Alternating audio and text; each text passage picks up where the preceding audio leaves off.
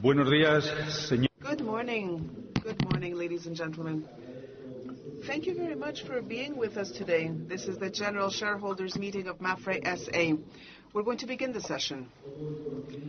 I would like to inform all of those present that the Board of Directors has requested the presence of Notary Jose Maria de Prada Guaita, who is seated at the table located next to the first row of the room on your left, and he will be taking minutes of the meeting. Before giving the floor to the Secretary to report on the agenda, I would like to remind you that this general meeting is also being held via telematic means through the telematic assistance platform set up for this purpose on the corporate website. This platform allows shareholders to exercise their rights to attend, participate, and vote.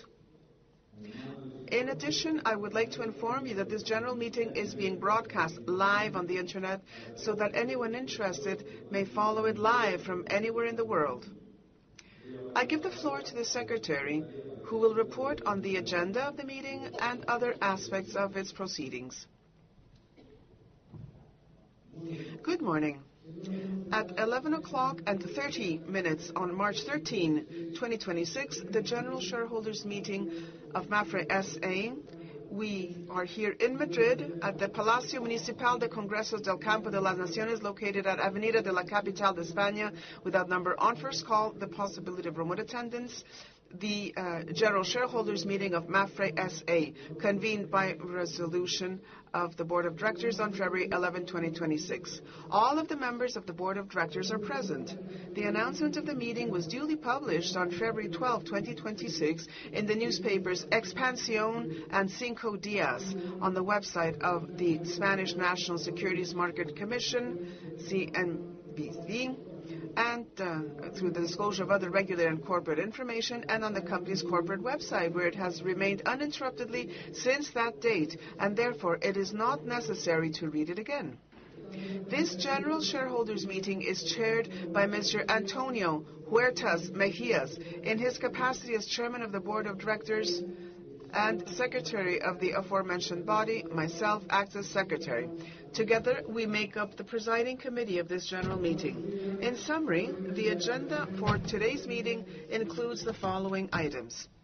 First, approval of the annual accounts and management reports, application of results, and corporate governance for the 2025 fiscal year. Second, ratification and re-election of directors. Third, amendment of the Articles of Association. Fourth, approval of the annual report on directors' remuneration for the 2025 fiscal year. Fifth, authorization for the acquisition of treasury shares. Sixth, approval and payment of the dividend for shareholders at the general meeting. And seventh, delegation of powers to formalize the resolutions adopted by the general meeting. The proposed resolutions formulated by the Board of Directors and corresponding reports have been available on the corporate website since the date of publication of the call notice. Shareholders present here who wish to vote against or abstain from any of the proposed resolutions included in the agenda must go, before I finish reading the aforementioned proposals for agreement, to the table located next to the first row of the room on your left, and you must identify yourselves with your national identity card before the notary so that he can record this in the minutes. Shareholders participating via remote who wish to also vote against or abstain from voting on any of the proposed resolutions may do so until the reading of the aforementioned proposed resolutions via the vote link on the remote assistant platform set up for this purpose on the corporate website. And in any case, I would like to inform you that we have processed the votes cast remotely, and in the case of proxies, the voting intentions regarding the various proposals for resolutions, all of which will be provided to the notary. And furthermore, I would like to remind you that shareholders who attend in person and wish to speak must identify themselves and register in advance with the notary, and provide the notary with a written text of their speech if they wish it to be recorded verbatim in the notarial minutes. Shareholders and proxies attending via remote and who have expressed their desire to participate must send their comments in writing via the comments link on the remote attendance platform, and this before the comment session begins, expressly stating their wish for these to be recorded in the minutes, should that be the case. All valid interventions will be read in full or in summary and answered at this general meeting, or responded to in writing within 7 days of their meeting.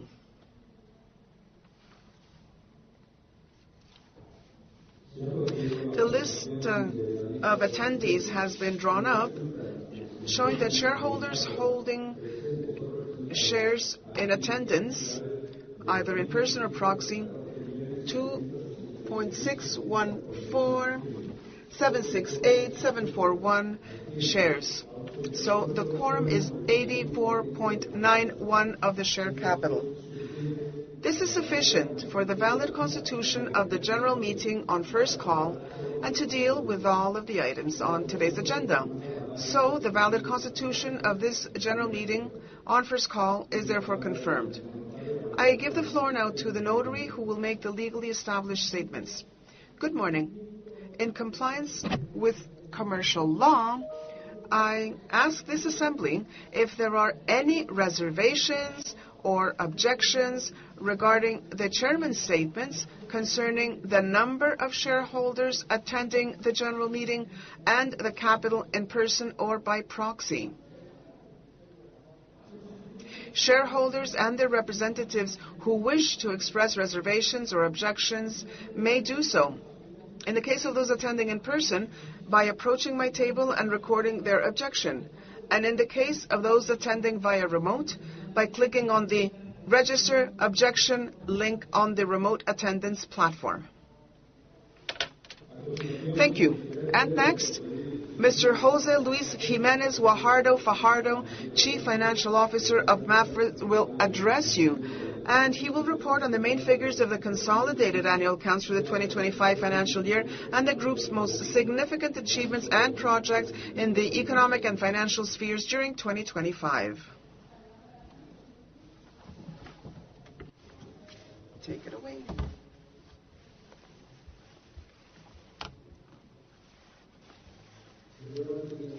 Ladies and gentlemen, shareholders, good morning. The financial information that I'm going to refer to, presented for approval at this meeting, is reported in accordance with the International Financial Reporting Standards, which is how we prepare our accounts as a listed company. At the end of my presentation, I will also provide you with the most relevant data on our operations under the accounting standards applicable in each country. In any case, regardless of the criteria applied and despite the impact we've had due to currency movements, today we are presenting premium and earning indicators that set a new historical record for Mapfre. On the screen, you can see the three financial figures that represent the company's turnover. For comparison purposes, you have the insurance and reinsurance premiums, which amount to 29.1 billion euros with a growth of 3.8%. Total revenues, which amount to 34.5 billion, grew by 4% and include, in addition to premiums, revenues from investments and other non-insurance activities. As I mentioned, these two figures are presented under local accounting principles. Insurance service income is a figure based on international accounting principles. This metric, which amounts to 26.35 billion, an increase of 3.3%, is similar to direct insurance and accepted reinsurance premiums. Here are the key figures for 2025 under IFRS criteria, in which I would like to highlight the increase in profitability, which net profit exceeding $1 billion euro for the first time in gross profit before taxes, and external partners exceeding 2.5 billion. This is therefore a very satisfactory result that we are pleased to share with our more than 150,000 shareholders, who will receive more than 500 million in 2025. Insurance service revenues amounted to 26.35 billion thanks to the strong performance of the business and the technical measures implemented in recent years. LATAM contributed nearly 9.5 billion in line with the previous years and despite currency depreciation. I would like to highlight Brazil, which accounts for nearly 50% of the region's revenue. On the other hand, Mapfre exceeds 8.3 billion, with Iberia reaching $7.8 billion with an increase of 4.8%. Finally, North America and EMEA contribute to 0.6 billion and 1.3 billion respectively. Next, I will describe the breakdown of profits. In addition to the insurance service income that I mentioned earlier, insurance service expenses mainly include benefits and acquisition costs, and these amount to 22.2 billion. Reinsurance services, which include ceded premiums and claims and commissions income, represent the cost of our reinsurance protection amounting to 1.9 billion. These three items combined contribute to an insurance and reinsurance result of 2.1 billion euro. The net financial result amounts to 1.015 billion. And other results include, among others, exchange rate differences, holding company expenses, and consolidation adjustments. The aggregate effect of all these components yields a profit before taxes and minority interests of 2.5 billion euro. After excluding taxes and allocating the profit shared to shareholders, the attributable result reaches 1.1 billion, 17% more than in the previous year. These figures include the partial impairment of goodwill in Mexico and the cancellation of deferred tax assets in Italy and Germany in the third quarter, amounting to 79 million. And this has no impact on Mapfre's cash generation or solvency, or its ability to pay dividends. Excluding these impacts, the result would amount to 1.2 billion. I will now comment on the main figures of the balance sheet. Total assets grew by 3.2% to 58.5 billion, mainly due to the increase in investment portfolios, insurance contract liabilities, similar to technical provisions, and other concepts such as technical provision increased by 1.9% to 40.5 billion. The investment figure was also driven by business growth and an improvement in the valuation of the portfolio. It rose by 5.8% and reached 48.2 billion euro. As for attributable equity, it stood at 9.4 billion, an increase of 5.9%. With regard to the evolution of attributable equity, the first two components for profit for the year and dividends are the usual items that underpin changes in equity. The other column mainly includes changes in the value of certain investments, as well as other differences for a net amount that reduces our capital figure by 104 million. In relation to return on equity, ROE stands at 12.4% and would exceed 13.3%, excluding the extraordinary adjustments for the year. Here you have the information on investments, including real estate and cash. We have a very prudent investment policy focused on liquid, diversified, and high-quality investments.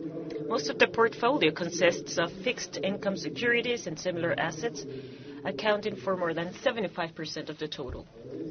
On the right is Mapfre's position in public debt, with more than 23 billion, of which 9 billion is invested in Spanish public debt. This is the composition of the capital structure, with more than 13.1 billion distributed among equity, which accounts for 80% of the total, senior debt, subordinated debt, and bank debt. Debt ratio remains at very low levels, around 20%. Solvency ratio, based on Data from September 2025 remains at very solid levels of 210.4%, more than double the minimum requirement. 84.2% of our capital is of the highest quality, or Tier 1. Provisional solvency data for December 2025 should not show any significant changes from those reported previously. As I mentioned at the beginning of my presentation, allow me to make a quick overview of Mapfre's performance in accordance with the accounting principles in force in each country. Premiums stand at 29.1 billion with a growth of 3.6%. At constant exchange rates, premiums would have grown at 7.8%. Total revenues are above 34.5 billion euros. The group's attributable profit reached 1 billion euros, an increase of 19.6% over the previous years. This result is based on technical improvement in all regions and lines of business, and this is reflected in a combined ratio of 92.2%, the best since the historical series began. Here you can see the distribution of premiums and the evolution of combined ratios by line of business. Non-life premiums amounted to 22.4 billion, while life premiums approached 6.7 billion, with a growth of 1.5% and 11.6% respectively, or 6% and 14.7% at constant exchange rates. All lines of business grew solidly, with notable growth in life savings as a result of our strategy to boost the financial business. In terms of combined ratios, general insurance at 80.2% performed exceptionally well, with a decrease of 0.7% based on technical rigor and the absence of major catastrophic events throughout the year. But what's important here is the great stability of the last 3 years, with widespread improvement in all relevant markets, with Brazil being the market with the most notable technical profitability. Automobiles continues to show improvements in the ratio, and we have managed to recover profitability, reaching 99.8%. We have therefore met our forecast of achieving technical equilibrium, which we announced a few quarters ago, with improvements in all markets, but particularly in Iberia, where it stood at 98.5%, 6.9% below the previous year. Health and accidents also performed well, reaching 98.3%, with Iberia at 94.2%. Finally, the life risk ratio is very stable at highly profitable levels of 85%. Overall, we have a combined ratio below 94% and therefore improving on the target set out in the strategic plan. I will now discuss Mapfre's shareholding structure and stock market information. As of December 31st, 2025, Mapfre had close to 152,000 shareholders who owned more than 3 billion outstanding shares. As you know, Mapfre's majority shareholder is Fundación Mapfre with 69.7% of the capital. As a reminder, 18.7% belongs to institutional shareholders, mainly foreign, while individual shareholders, who represent 11.1%, are almost entirely Spanish. Finally, Mapfre has 15 million treasury shares, equivalent to 0.5% of the capital. Here you can see Mapfre's stock market performance. The shares ended the year at a price of 4.28 euro per share, equivalent to a market capitalization of almost 13.2 billion. Last year, the share price rose by more than 75%, significantly outperforming IBEX 35 and the Euro Stoxx Insurance Index, which brings together the main insurance companies in the Eurozone. If we add the dividend yield to the stock market appreciation, the total return for her shareholders exceeds 80%. As you have seen, in the first weeks of the year, we suffered a correction in line with the sector as a whole, conditioned by the geopolitical uncertainty that is significantly affecting the financial markets. In any case, the figures that I just showed demonstrate the strength of the company and the profitability of our business model. With regard to stock market indicators, earnings per share amounted to 0.37 euro. The pair, as of December 2025, was 11.6 times, which means that the market has valued Mapfre at more than 11 times its annual earnings. On the other hand, the price-book value ratio stood at 140%. In short, and to conclude, both under IFRS and local accounting standards, the accounts show record business figures and significant progress in technical management. This allows us to face 2026 with optimism. That's all from me. Thank you very much for your attention and for the trust you place in the group.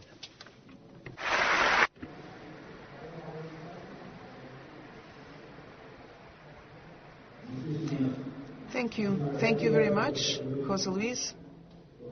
Thank you very much for that very interesting address. I now give the floor to Mr. José Manuel Inchausti Perez, First Vice President of Mapfre, who will present other relevant facts and actions of the group that took place during the 2025 financial year.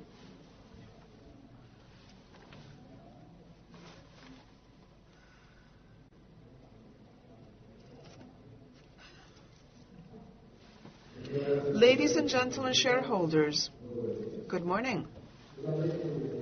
The Chief Financial Officer and Director of Mapfre, José Luis Jiménez, has presented the figures for the 2025 financial year. It is up to me to share with you a more qualitative address of what has been done and to comment on some aspects that doubtless would explain having been able to close a year for the second time and in a row as the best in the history of Mapfre. All of the information is available in the documentation that has been distributed for this meeting. I am going to share the more relevant reading. Let me start with the main engine that the company has, the human one. The ultimate recipients of everything we do are our customers. That's who we look at. But none of what has been achieved could have been achieved without the group's more than 30,500 employees and the more than 200,000 mediators, suppliers, vendors, and collaborators who make our activity possible every day from almost 40 countries around the world. For those of us who work at Mapfre, our time makes sense. We manage our people's talent through a very demanding training program that allows all employees to access at least once a year one of the modules that are taught at our corporate university, both in person on the campuses we have in Sao Paulo, Mexico, and Madrid, and through the online campus. At this point, we have talent from 5 generations of employees, 86 different nationalities, who enrich the company with their experience and knowledge. This diversity is bolstered by a very intense look at all kinds of realities. We're proud that the percentage of persons with disabilities who work with us continues to grow year after year. At this point, we have already reached 4.2% of our workforce, and we deem ourselves lucky to have these co-workers with us on a daily basis. We've continued to make good progress in the onboarding of women into management positions. That percentage is 35.4%. On screen, you see the great progress achieved over the past decade. The commitment to Mapfre's values, to our culture, to our way of doing things, which our customers and society so much value, is evident in something that I already addressed last year, but which I want to again vindicate. Half of Mapfre's workforce in Spain are also shareholders. And finally, and this is something that is acknowledged externally, I wanted to underscore the high percentage of employees who are committed to the company's culture. Specifically, out of 10, 8 identify with our corporate purpose, which we summarize in the sentence, "We take care of what matters to you." I believe that in a record year, the effort and professional commitment of the company's human engine, our Mapfre employees, mediators, collaborators, and suppliers, deserve applause from the management team, and I hope also from you. We hear the applause.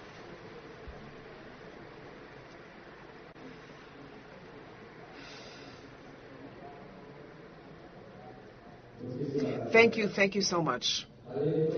So talent and diversity are, without a doubt, elements that do define our workforce. But I would like to emphasize, above and beyond all, is our commitment to others, especially those who most need us. Mapfre's corporate volunteering program has once again registered an all-time record. Last year, more than 10,600 employees and their families generously participated in the 2,500 solidarity activities that were carried out in 26 different countries. Every day, somewhere in the world, 7 Mapfre activities have taken place involving our volunteers, and this has allowed us to reach out and help more than 173,000 persons. You won't find many companies in which 1 out of every 3 employees are volunteers, and let's see that.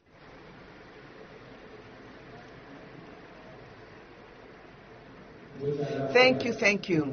Thank you so much. Fantastic work. You know, many of these volunteer programs are carried out and they're coordinated by Fundación Mapfre, our most important shareholder. They've successfully completed its first 50 years of activity. I cannot fail to mention that each day last year, Fundación Mapfre held 80 events aimed at helping people in any one of the almost 30 countries where it operates. Its work has contributed to improving the lives of almost 7 million people. As of 2022, furthermore, Fundación Mapfre is one of the very few Spanish entities selected as an intermediate body of the European Social Fund Plus. As of that date, 2 calls have been launched that have made it possible to allocate almost 24 million euros to employment opportunities generation and to improving access to social and health services for dependent people or people with chronic diseases who reside in towns of less than 30,000 inhabitants in Spain. This is a truly transformational project in an area where it is really essential to stay close to people and their needs in the rural world. Furthermore, Fundación Mapfre, reinforcing its vocation for less populated Spain and the rural world, this year launched the Iberian Network of Foundations. This is a powerful initiative to structure the territory to help develop the numerous small and medium-sized foundations that exist by the Ruta de la Plata in Spain and Portugal alike. They generate activity and value in their field of action, and for different reasons do not have all the necessary capabilities. I would like to again convey our pride in the work that has been done and continues to be done every day for half a century, 50 years at Fundación Mapfre.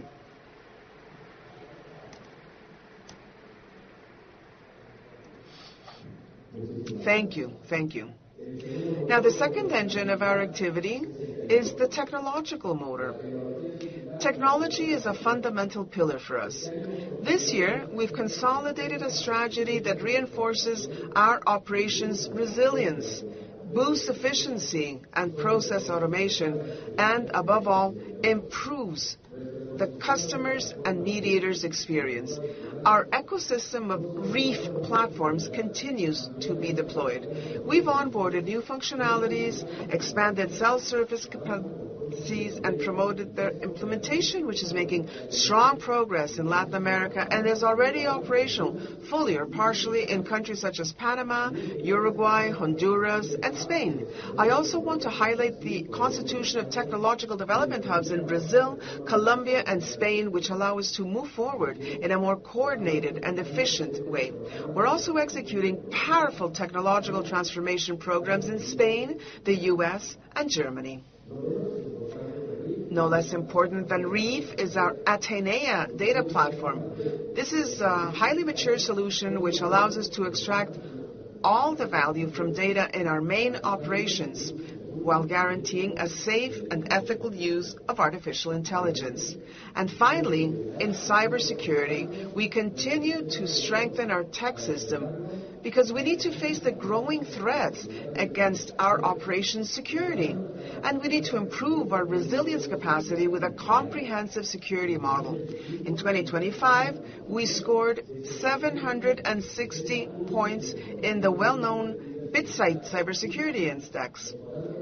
We improved by 40 points our 2024 score, and this places us in the group of most solid financial institutions. So, in a nutshell, technology is today a key pillar to improve efficiency, strengthen group solidarity, and ensure sustainable growth and long-term value creation. At Mapfre, we remain firmly committed to excellence in each of the channels we make available to clients and intermediaries. And thus, in 2025, we've perfected our multi-channel service models. We offer agile and accessible self-managed channels, as well as assisted channels that guarantee customer proximity. All these developments have allowed us to promote the digitization of our services. We reached 77% of self-managed contacts, improving by 3 points the numbers of 2024. And as a result, our customer perception of our car insurance service has improved in most of the countries where we actually carry out this measurement activity. The huge transformation undertaken has also allowed 2025 be the best year in history in digital business. We have 4 brands with which we operate: Mapfre, Verti, Modi, and Savia. The digital business has grown by 14.6%.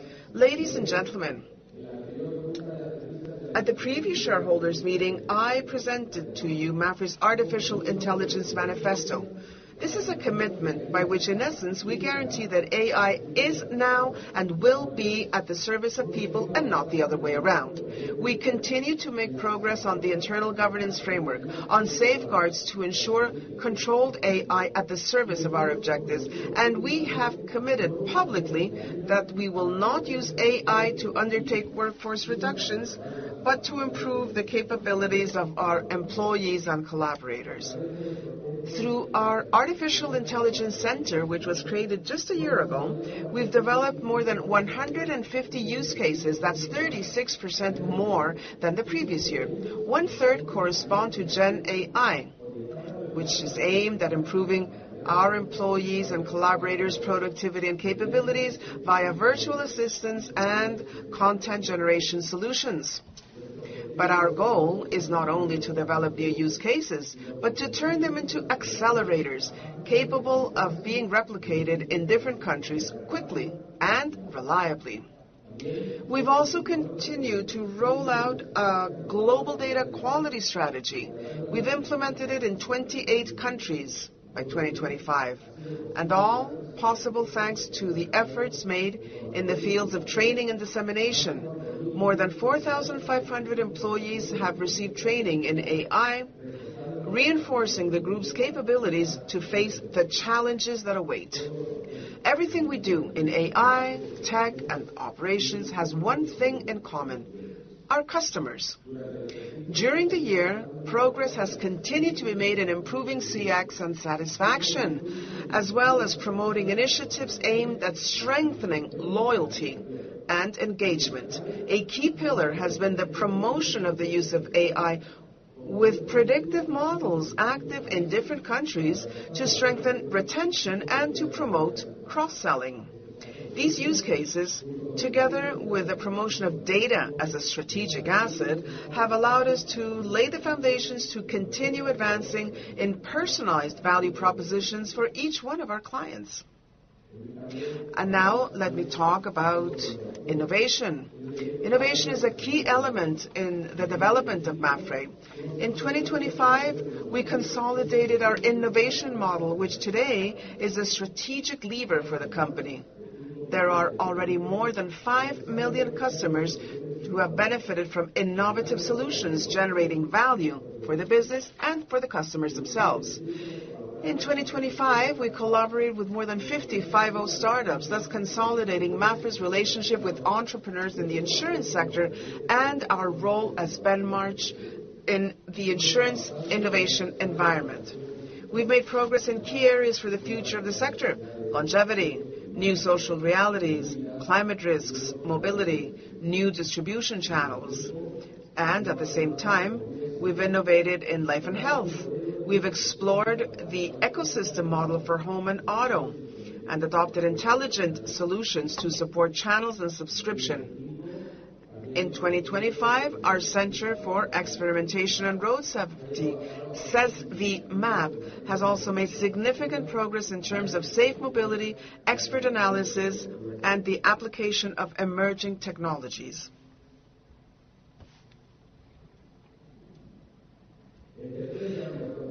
The third major driver at Mapfre is sustainability, and this is a commitment that is not new.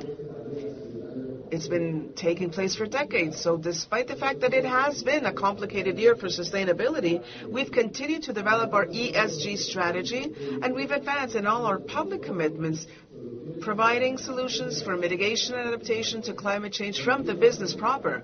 We promote actions to close the insurance gap, increase quality employment, inclusion of diverse groups, and equal opportunities, among other actions. We've met 100% of the objectives that were forecast in our sustainability plan for 2025.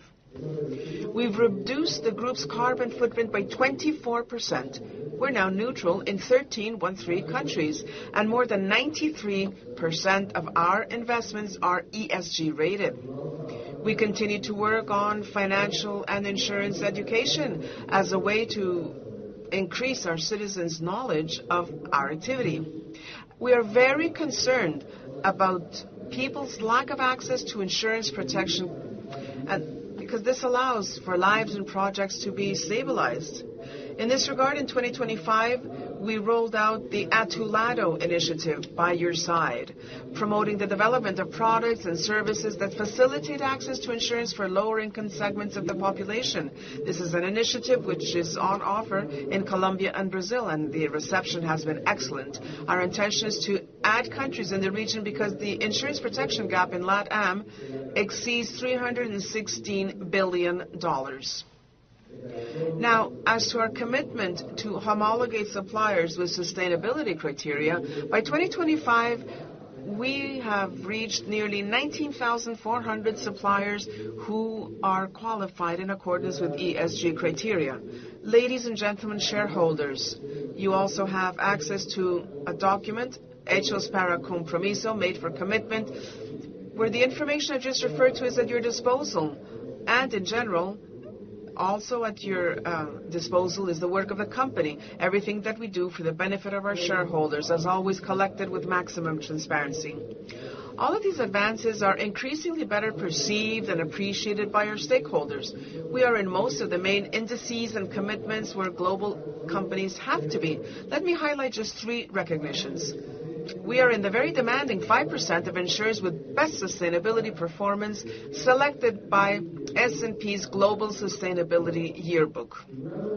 We are among the 500 most valuable brands in the world. We're the only Spanish insurance company to be included in the Brand Finance Top 500. And Merco ranking places us in the top 5 of most responsible companies in Spain. Ladies and gentlemen shareholders, as you have seen, the magnificent evolution of the group's economic results has been accompanied by a profound transformation process. We see an improvement in the quality of service, an intensive use of technology, and above all, the commitment and loyalty of the persons who together are writing the history of Mapfre. Thank you very much for your attention and for the trust you place in us.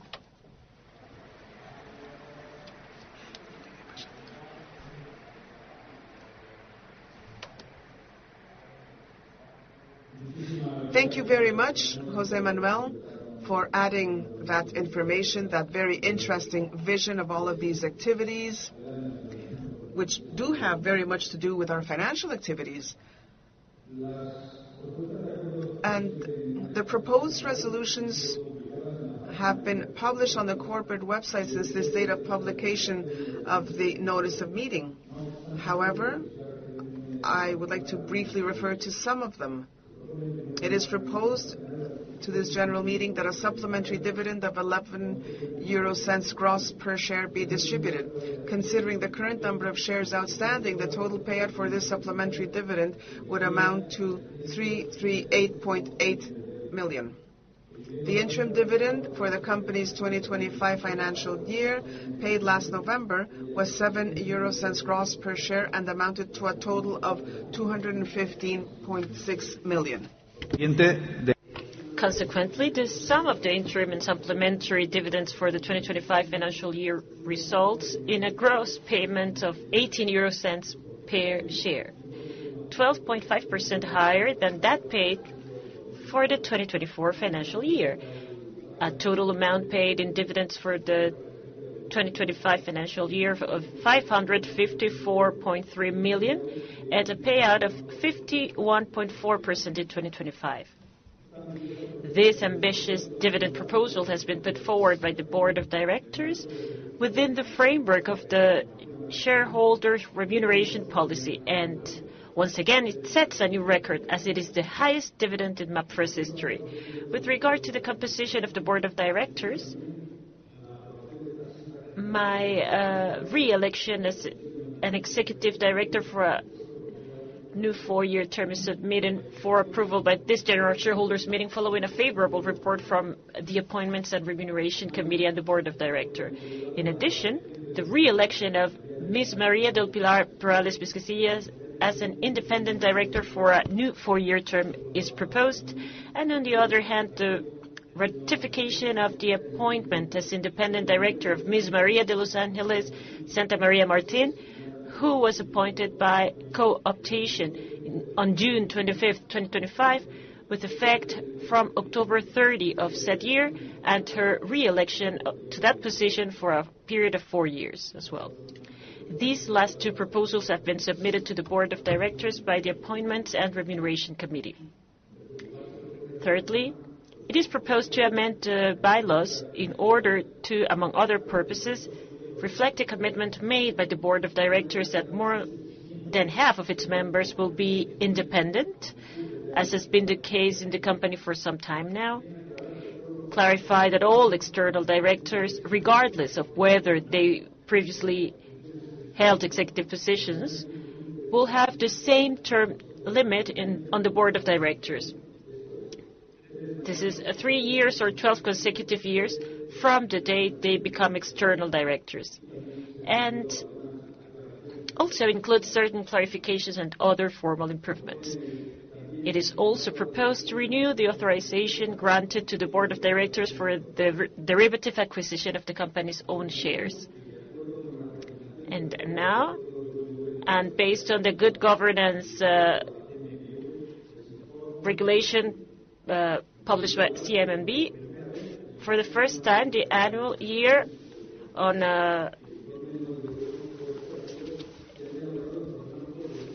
in accordance with the recommendations of the Code of Good Governance for Listed Companies by the CNMB, I would like to mention that for the first time, the annual report on directors' remuneration and the annual corporate governance report has been prepared in a freely designed format to make them easier to read and reinforce the transparency of the company's corporate governance. The second of these documents describes in detail the thorough, extensive reviews and update of the corporate governance system carried out by the Board of Directors in line with Mapfre's commitment to best practices in good governance, business ethics, and social responsibility. Secondly, and with regard to the monitoring of the recommendations of the Good Governance Code, for 2025, the company complied with 56 out of the 60 recommendations applicable thereto, 2 more than in the previous years. This represents a compliance rate of over 93%. And now I will explain the reasons why Mapfre SA didn't fully comply with 4 of the recommendations of the aforementioned code in the fiscal year 2025. First, with regard to recommendation 34, the company complies with the entire recommendation except for the attribution of powers to the coordinating director. For example, that the one that has to do with coordinating the succession of the chairman, a function that is attributed to the Appointments and Remuneration Committee, and secondly, maintaining contact with investors and shareholders, as the Board of Directors itself is responsible for establishing and supervising appropriate mechanisms for communication and relations with them, and may delegate these powers to its committees or to its president, as well as to the executives, professionals, or other internal bodies deemed appropriate for such purpose. The company considers that this provides a better coordination of the relationships of the company with its investors and advisors. And secondly, regarding recommendation 48 on the existence of separate appointment and remuneration committees, Mapfre considers it appropriate to keep the powers relating to appointments and remuneration together in the same committee, as these matters are closely linked, and because the knowledge and experience of the current members in the Appointments and Remuneration Committee are ideal for analyzing both aspects jointly. Third, with regard to recommendation 62 on directors holding shares, options or financial instruments from the remuneration systems for a minimum of 3 years, Mapfre considers the obligation to hold the shares for a maximum period of 2 years to be adequate and sufficient, as the delivery of the shares is also subject to a 60% deferral over a period of 3 years by third parties. Finally, with regard to recommendation 64 on payments for the termination or expiration of directors' contracts, the termination of the position of executive directors entails the lifting of the suspension of the relationship prior to their appointment as such. For this reason, if this prior relationship is terminated early, compensation shall be payable in accordance with the provisions of the Workers' Statute for cases of unfair dismissal, unless there is a justified cause for dismissal. In the case of some executive directors who have employment contracts prior to December 2012, and therefore well before the formulation of this recommendation in the Code of Good Governance for listed companies, the compensation could be greater than 2 years' salary. In the case of external directors, there is no compensation as a result of termination of office.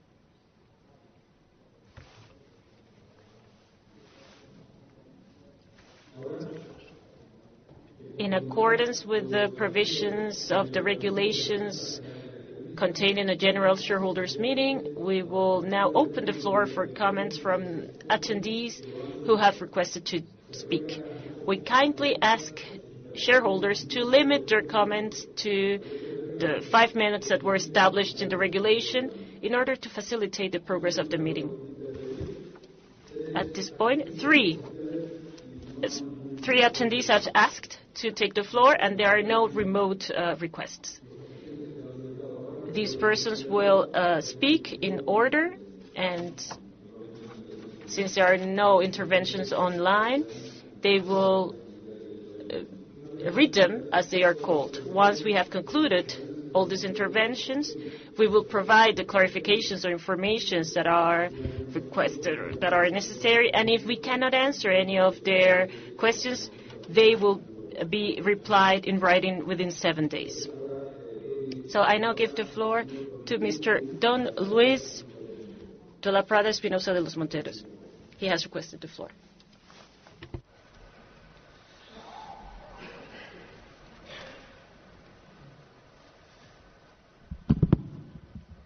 Buenos días. Good day. Mr. Chair, this is the final year of the company's strategic plan.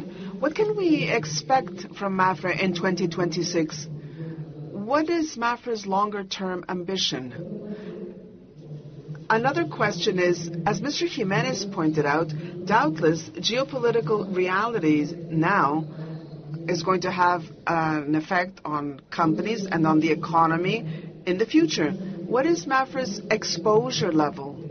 what is the company doing to prepare itself in the face of these potential difficulties? And finally, business indicators for 2025 are positive, practically with regards all of the activities and territories that are included in the Mapfre sphere. So what would you say are priority if you're thinking about possible acquisitions or possible disinvestment? Let me answer, Don Luis, by saying thank you, and let me assure you that we will respond at the end of all of the questions being posed. Now, Don Jesus Nelas Fernandez.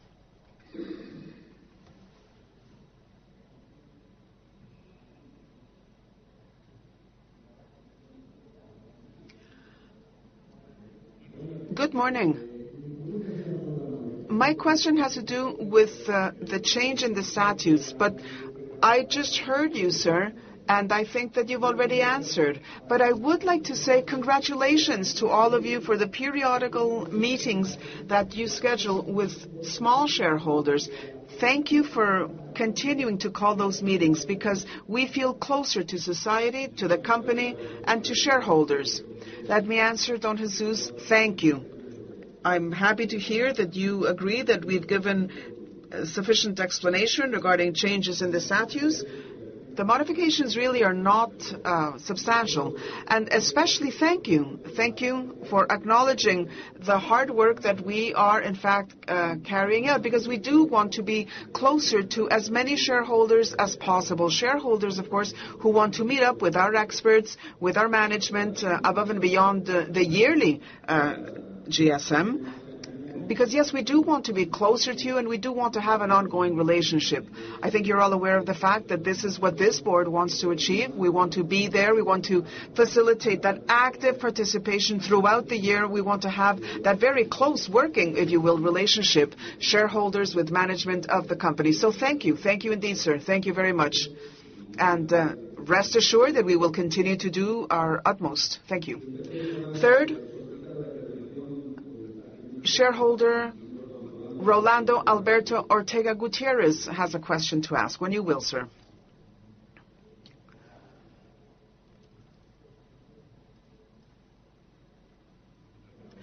Thank you. Good morning.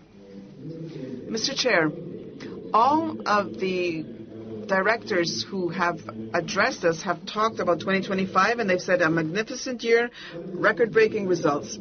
What are the engines that you would define as structural? So the lesser claims, lesser catastrophes, what part of the growth is sustainable when we think about 26 and 27? And finally, I would appreciate it very much, sir, if you could forecast whether Mapfre is thinking about changing in view of AI and in view of the appearance of new tech players.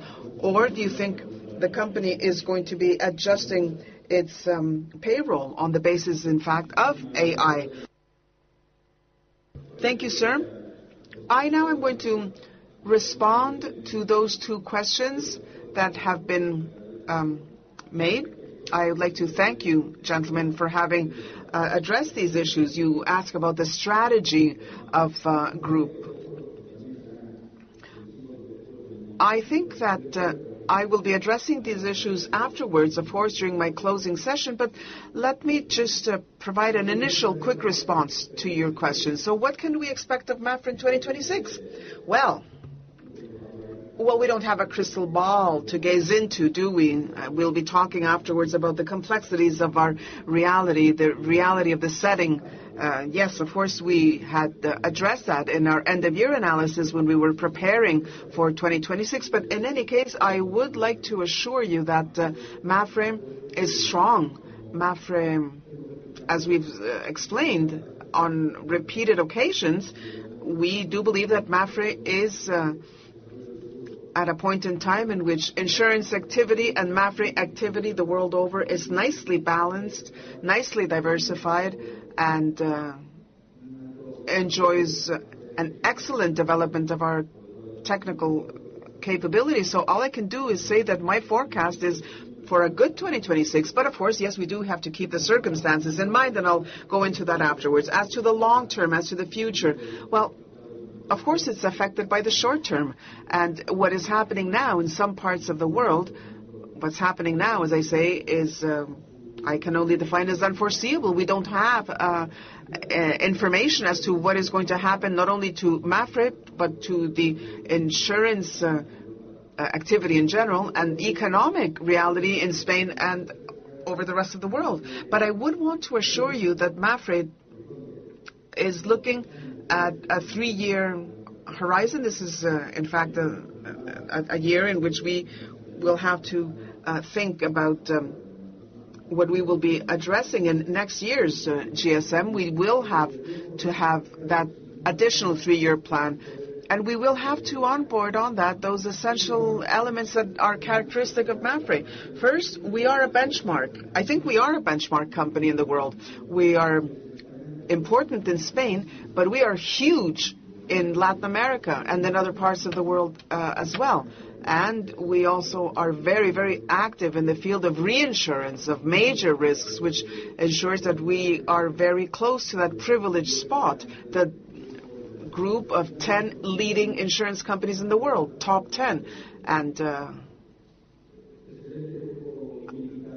a part of that excellent group, as I say, of leading insurance companies in the world. We are in that group, and we want to continue to be not only profitable but also efficient. We are profitable, we are efficient, and anything we do along those lines with every single one of the contributions that technology and transformation and the commitment of our teams, all of that is what allows us to continue to evolve and continue to improve that efficiency, because at the end of the day, it is the customer who most benefits if the products and the services are good and at affordable prices, frankly. I think it's also important to address another issue. This is a thought which the board devotes time to. This is an issue that management focuses on, and it is continue to work with solid business partners.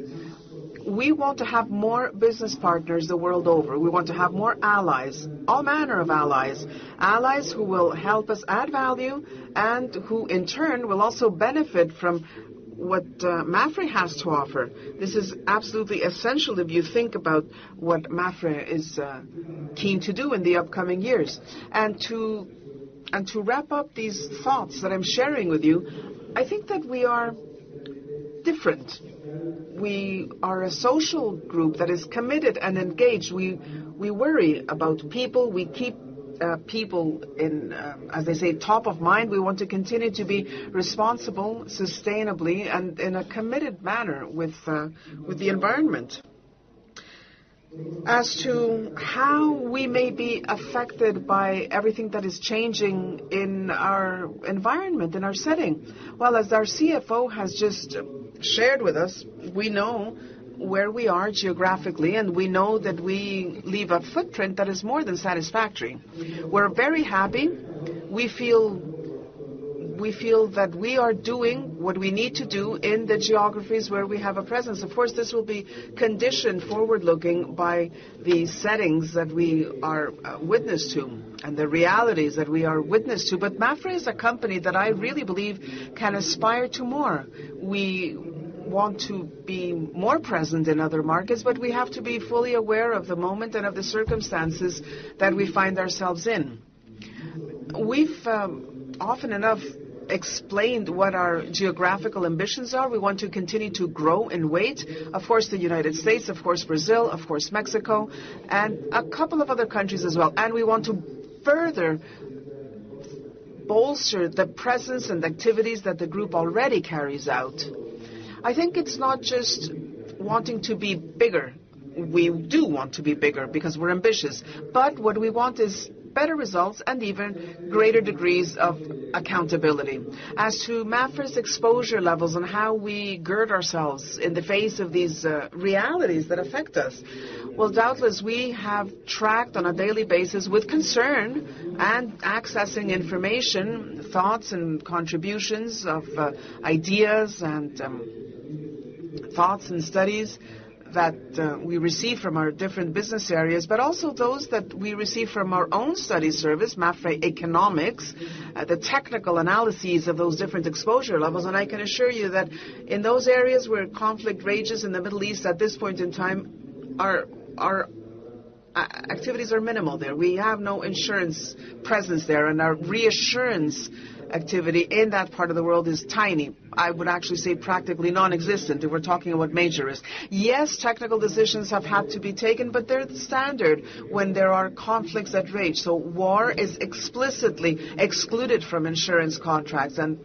those exclusions are further bolstered when there's a new area which was not in conflict, where there was no war. That would be the Gulf in this case, the Middle East in this case, which suddenly, well, we see a flare-up and the conflict rages, and thus those coverages are no longer in force. So we believe that in the short term, if you think about the conflict that rages now, I do not foresee major exposure levels. In any case, the group is active, the group is comprehensive in its assessment, and definitely any decision taken will be taken in a very focused way.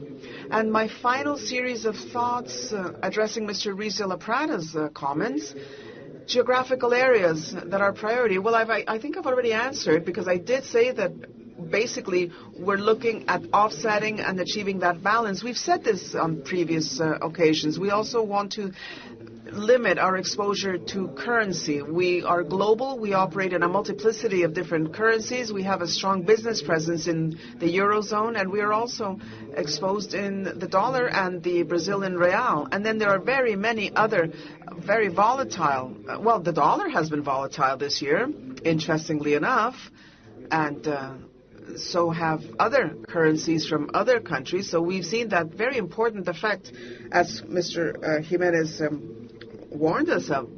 We see our activities in euros, and that's why we'd like to invest more in other parts of the world where the currency is a little bit more solid, more robust.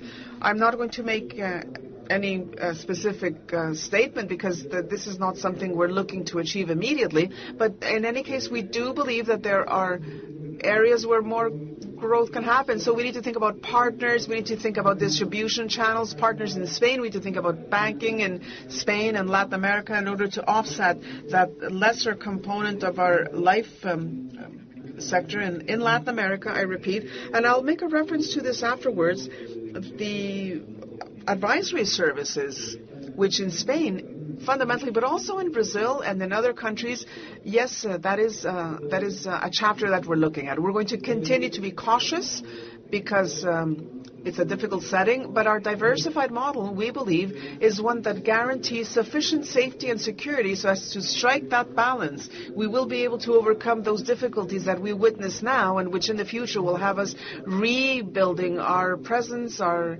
activity in some products that may be affected because of the side effects, if you will, of the conflict, because we're not directly involved. But a possible inflation hike or changes in rates, well, that definitely would affect us in our decision taking when we think about strategies. And then there was that other question. I believe that Mr. Jesus Nalak had said that we had provided an answer to that already, and I would then address Mr. Ortega Gutierrez's comments. He shares his thoughts, and he poses 3 questions specifically. One of the questions is how to structure the results, and what are we thinking we will be seeing in our activities to be carried out after this year. I think that's the first part. I do say, actually, that practically everything is structural. When we talk about the underlying result, that solid platform, well, it's very much a presence.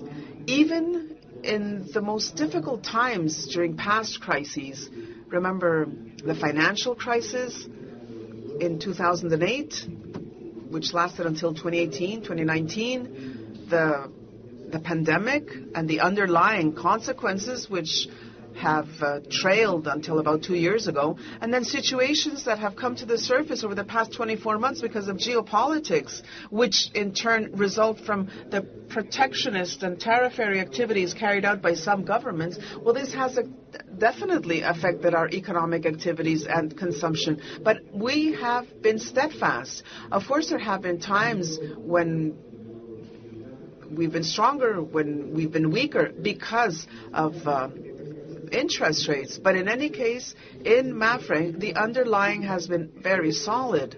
And this, I think, is what would explain the strength of the factors which will continue to add value to the development and progress to be achieved by our group. Yes, I acknowledge that we work in the insurance field, and insurance is equal to risks, and you cannot forecast risks. You can try to quantify, you can try to fine-tune the information, but it's very difficult to really say I'm spot on, especially more straightforward risks. Well, those we do feel able, with our prudent policy and in view of our reserves, we can have a forecast as to what will be happening. And that we heard about the IFRS model that our colleague addressed. We can forecast foreseeable losses for the upcoming years. So that's discounted. And that is what allows us to forecast what the earnings are going to be. The results are going to be very solid. But there are other types of risks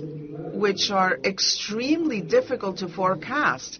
That is the nature of the beast, as they say. And I'm talking about catastrophes, which basically affect reinsurance and major global risks. These are two very, very important units for Mapfre. And we see there that catastrophes is important. But when we talk about protection, every one of our companies, I think, is well prepared. We've seen this over the past 3 decades. There have been huge events. Some have been weather-based. Others have been the result of earthquakes or floods that have affected real estate in some countries. But we've been very, very solid. And we have proven that despite the fact that these were one-offs, we are well prepared. Last year in February, if you remember, the California wildfires, that was the most important fire of humankind. Over $50 billion were the damages in California. Mapfre Reinsurance had a stake, a very important stake, but definitely the unit's results were not threatened. And you saw that in 2025, that's been the most solid ever. I think that when we talk about structural, well, we can talk about technical development and the discipline itself. We're disciplined in the way we manage capital, and our solvency, you saw that, is ×2. Our commitment, diversification, we've been talking about it, which is always so very, very important. It's because insurance calls for diversification. It's the mutualization of risk. It is the stretching out, the dissemination in order to guarantee the further sustainability of the insurance activities. And here, yes, I can say that Mapfre, and there's no doubt about this, is the Spanish insurance company that is most diversified of all, and therefore the one that is most protected in the face of potential future non-structural events that might happen in the upcoming years.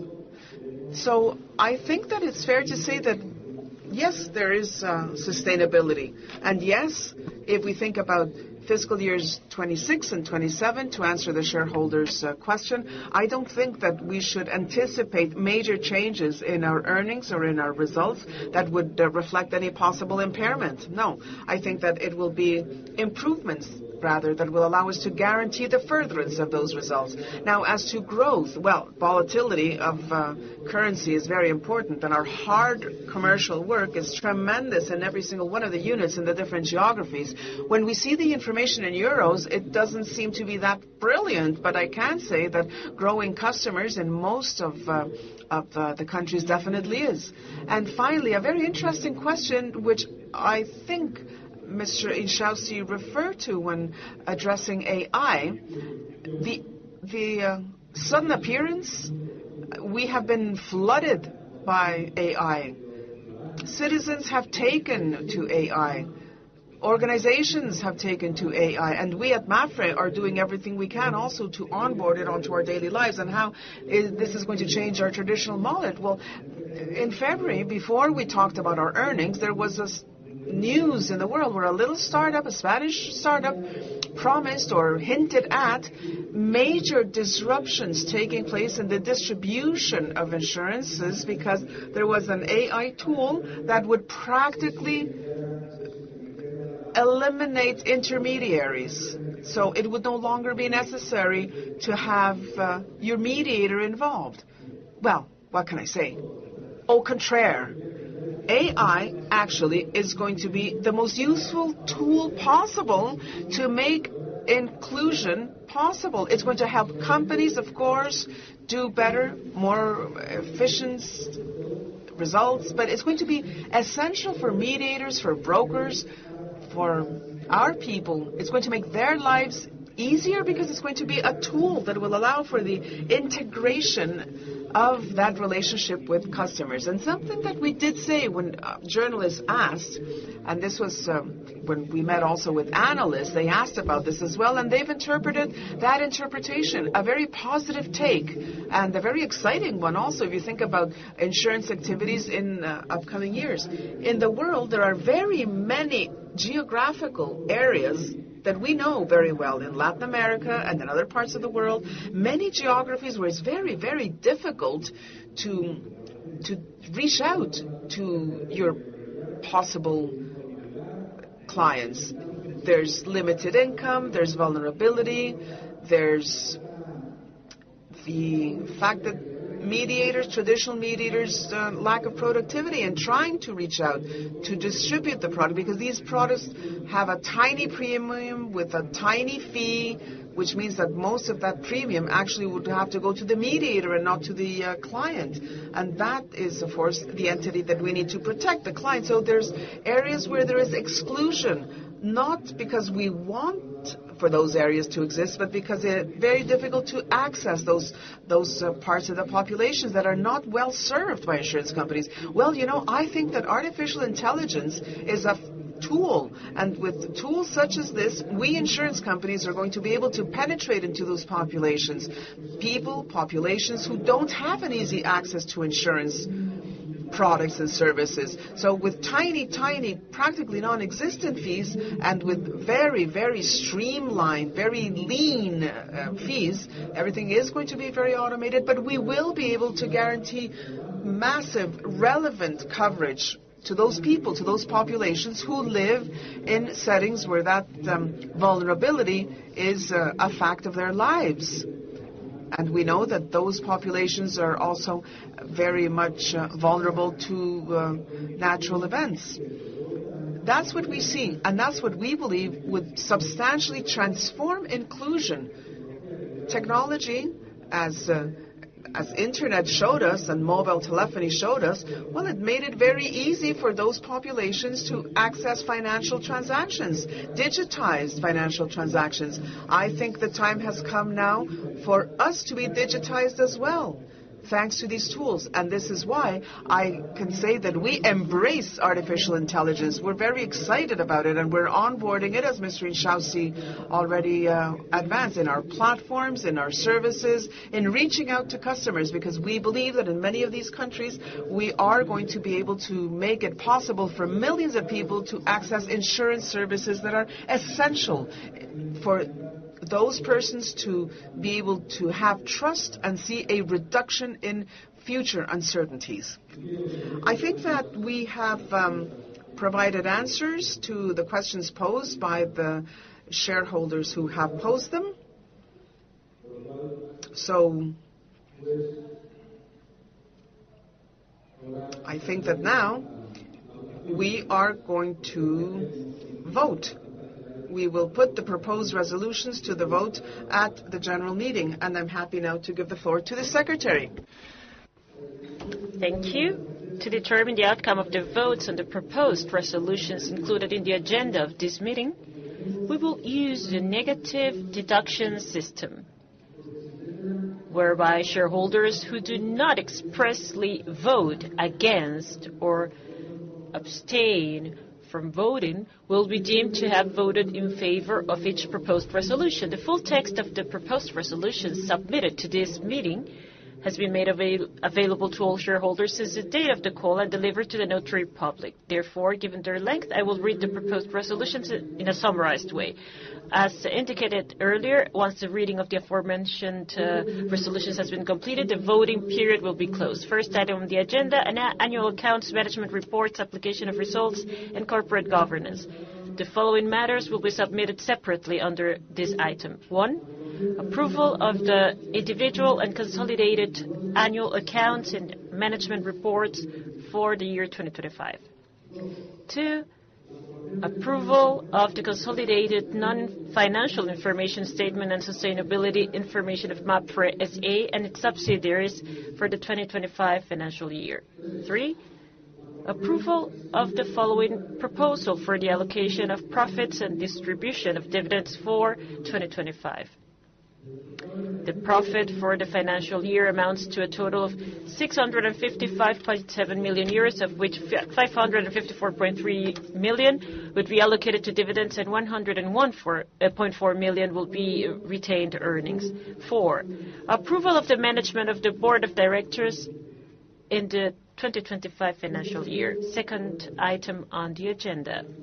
Ratification and re-election of the following directors. Re-election of Mr. Antonio Huertas Mejías as Executive Director. Re-election of Ms. Maria del Pilar Perales Vizcasillas as Independent Director. 3. Ratification of the appointment of Ms. Maria de Los Angeles Santa Maria Martin, appointed by co-optation and re-election as an Independent Director. Third item on the agenda. Amendment of the bylaws with 3 proposed amendments as set out in the notice of the meeting being put to a separate vote. Fourth item on the agenda. Approval of the annual report on directors' remuneration for 2025. Fifth item on the agenda. Authorization for the Board of Directors to acquire treasury shares. Sixth item on the agenda. Approval and payment of the dividend for shareholders at the GSM. Seventh item on the agenda. Delegation of powers for the interpretation, correction, supplementation, execution, implementation, and formalization of the resolutions adopted by the GSM. The voting period is now closed.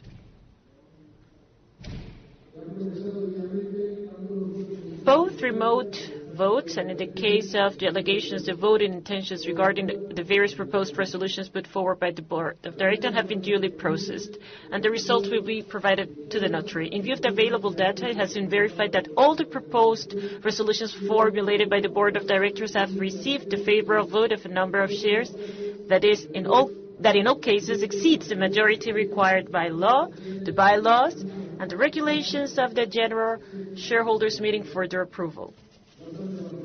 Notwithstanding the agreement regarding the dividend for participation in item 6 of the agenda, despite obtaining a favorable vote of over 98.5% of social capital herein today, will not take place as the condition for its payment has not been met. That is, reaching 85%. Therefore, this dividend shall not be paid as per the agenda. I therefore declare all the proposals for resolutions put forward by the Board of Directors to be approved. The results of the votes will be published on the corporate website within the legally established period. On behalf of the Board of Directors, I would like to thank you for your trust.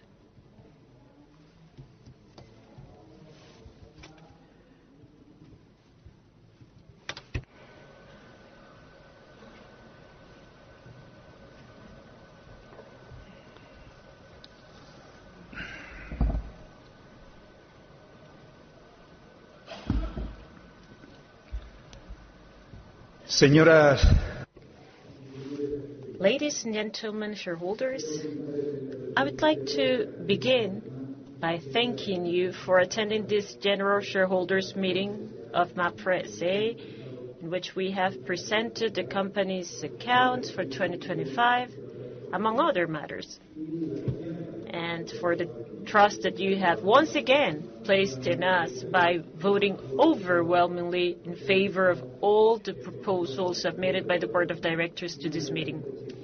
And my thanks also go to those who are participating online.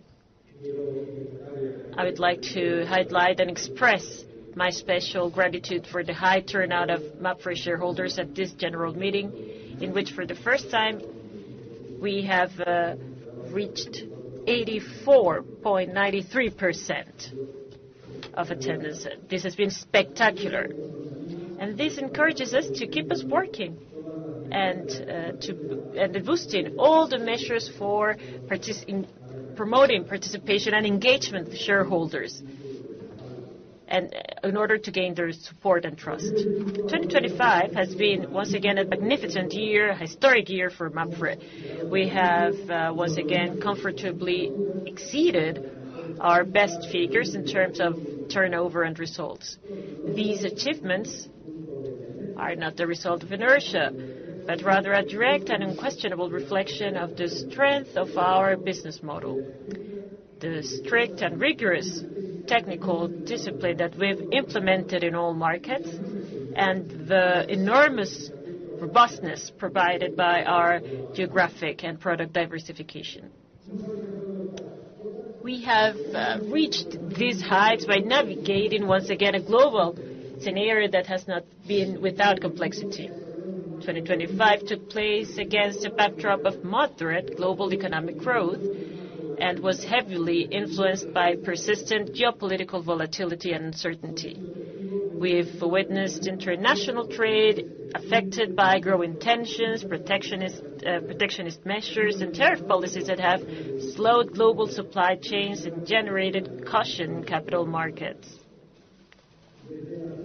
From a macroeconomic perspective, inflation, which severely affected the sector's margins in recent years, has continued on a downward path towards stabilization. However, pressure still persists in many economies that have experienced sharp currency devaluations in Latin America, and then with the US dollar, the Turkish lira, among other currencies. But as you know, all this changed since February 28th. We are now, once again, facing a period of maximum uncertainty, both regarding the scope of the conflict in the Middle East and its economic and social consequences. I said this earlier, but for your peace of mind, our direct exposure in the region is minimal. What we do have are some reinsurance commitments, which are logical for a reinsurer that is amongst the 15 largest in the world. From the outset, we have activated all the business protection mechanisms to manage this type of situation. And we have limited coverage or eliminated coverage as stipulated in the contracts in the event of military conflict. Additionally, as we said earlier, our solid and diversified business model is the best guarantee to deal with such adverse scenarios. But we will remain attentive to the resulting economic impacts, mainly the resulting increases in inflation, to quickly adopt the appropriate technical decisions to protect the business. As usual, our main focus is on people, on those who are immersed in and suffering from open conflicts in different parts of the world. And we would like to send our message of solidarity and commitment to all of them and call for a swift resolution to all of these conflicts. With regard to the 2025 financial year, it is also fair to recognize that we are going through a favorable period for the insurance industry. It is worth mentioning that our business last year benefited from more favorable global financial conditions. The stabilization of interest rates at high levels in certain geographical areas strengthened our financial income, directly benefiting our life savings business and our investment portfolios. In addition, 2025 has been more benign for the insurance industry in terms of catastrophic claims and natural events. However, we continue to monitor with caution the increase in the frequency of medium-intensity events, what experts call secondary perils, which we are able to keep under control thanks to our sophisticated underwriting and risk modeling. You already saw it. In 2025, we achieved record revenues of just over 34.5 billion euro, with solid growth of 4%, and premiums also exceeded 29 billion and grew by 3.6%. For the first time in Mapfre's history, we exceeded the 1 billion mark in net profit and gross profit, before taxes and external partners stood at over 2.4 billion euro. This is also the highest figure ever recorded by our group in its nearly 100-year history. But, ladies and gentlemen, at Mapfre, we see the company as an ecosystem of shared value. And that value is meaningless if success does not benefit those who place their trust in us. This extraordinary evolution in profitability and cash generation of our operations gives us the necessary space to increase, as has been the case for the fifth consecutive time in the last 3 years, shareholder remuneration. In the last year, this year, shareholders will receive the highest dividend ever. This supplementary dividend of 11 € gross per share will be paid out. Thus, the total dividend charged to the result of this record year will reach 18 € per share. This means that we will allocate 554 million euros entirely in cash this year to remunerate our shareholders. In view of the results, this figure represents strict compliance with our payout policy, exceeding 51% of our profits.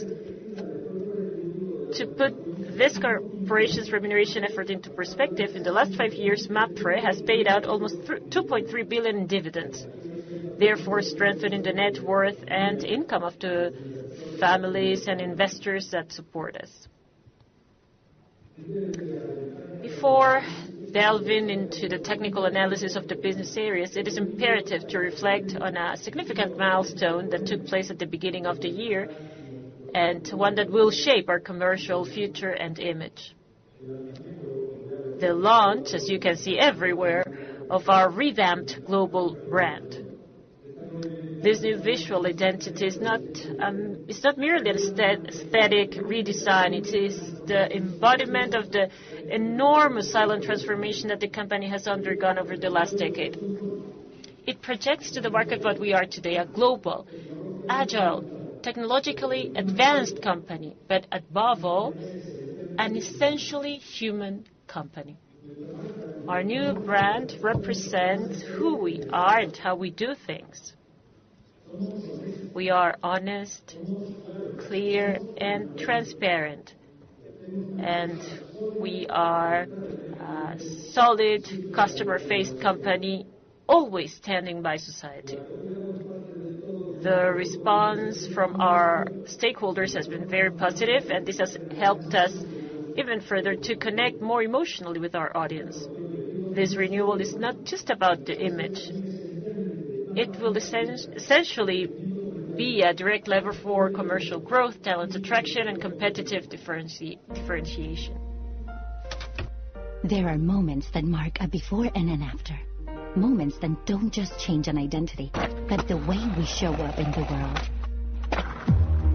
At Mapfre, we've started a new chapter. After a profound transformation of the company and staying true to our culture and nearly century-old legacy, the time had come to project ourselves differently to the world. we've also transformed on the outside to be closer, more human, more accessible, and more digital. We're the best allies our customers could hope for. We help them build the futures they want, and we're with them all the way on their journey.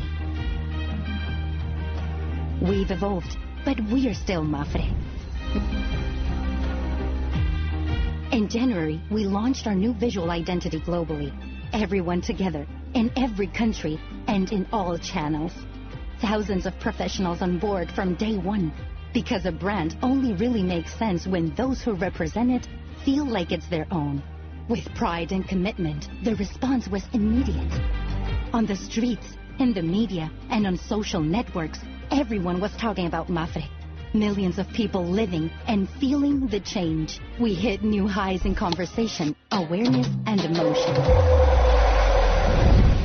We're still Mapfre. We've changed how we present ourselves to the world, keeping our culture, our values, and our way of connecting with people intact. We go where you go, where every one of our customers goes. Welcome to the start of something new.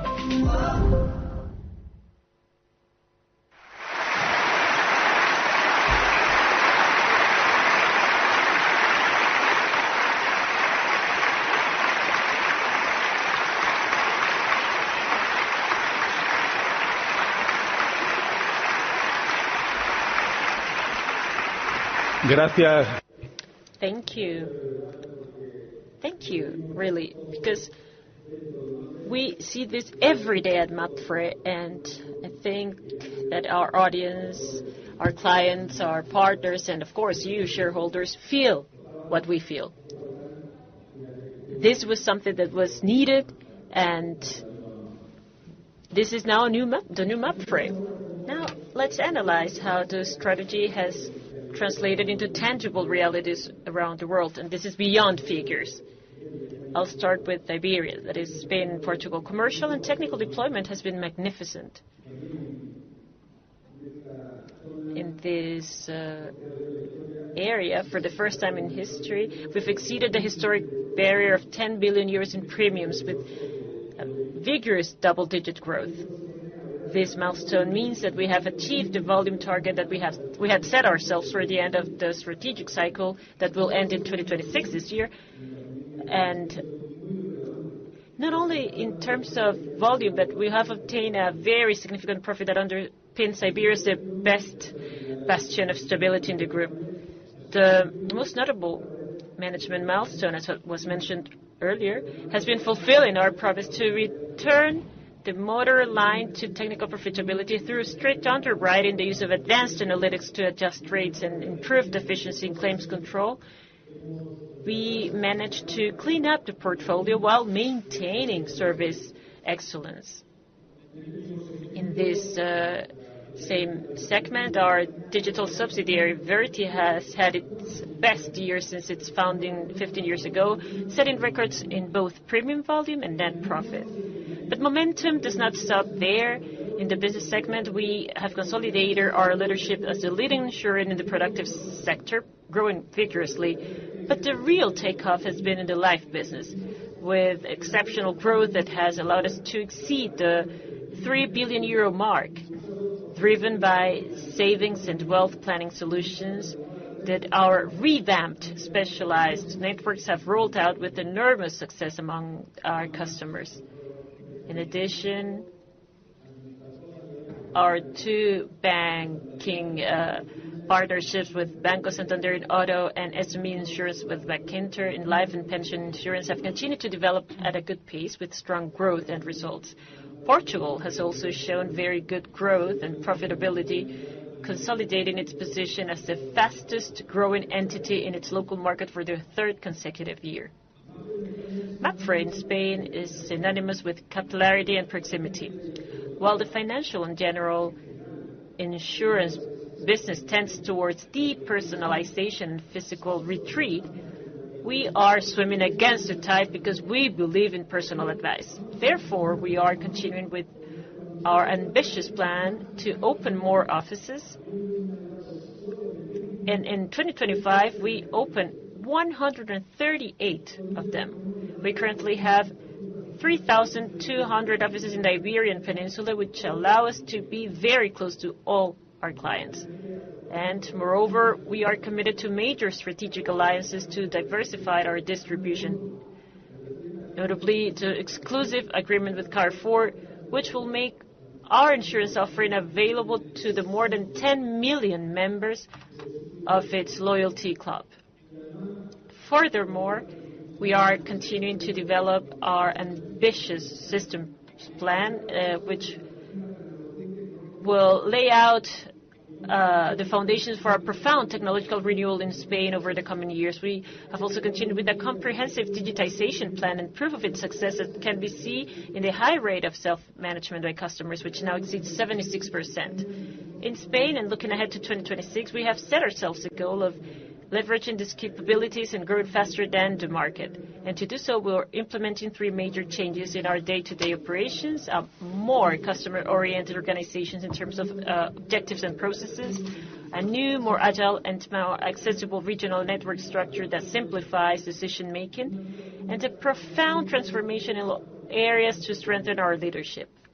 In the life business, we want to consolidate our position as leaders in financial planning. And for this, we will continue to expand our offering in savings and risk products, which will be differentiated. And we will launch a joint plan with our dear partner Abante, a leader in wealth management, which will allow us to offer our customers a comprehensive service in the management of their savings and investments. In auto insurance, once profitability has been achieved, we will promote a mobility ecosystem that integrates financing, protection, and management services. And we will also develop similar services for home and health insurance, all of them tailored to the needs of each segment and strongly supported by our digital capabilities.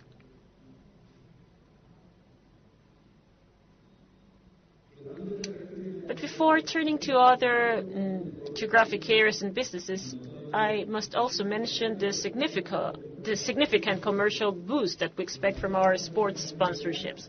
As you know, we are already supporting the 2 most popular competitions in Latin America and Spain. In Latin America, the CONMEBOL Libertadores, and in Spain, the Copa del Rey, Mapfre. We expanded this collaboration by also sponsoring the Spanish national soccer team, which will increase our visibility and strengthen our brand. For the upcoming 2026 World Cup, we'll be there, and also up to 2030 in that World Cup. And now let's go to our dear region of Latin America. Latin America continues to prove that it's a vibrant and strategically essential region for the group.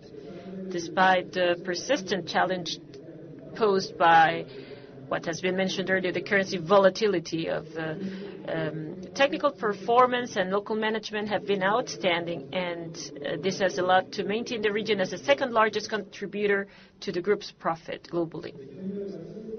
Brazil's performance deserves the highest rating, operating in a challenging macroeconomic environment with very high interest rates that are stifling lending and slowing down related lines of business, such as life risk and agricultural insurance. Our subsidiary has given a lesson in resilience and technical precision, and as a result, Brazil has also reported the highest profit in its history.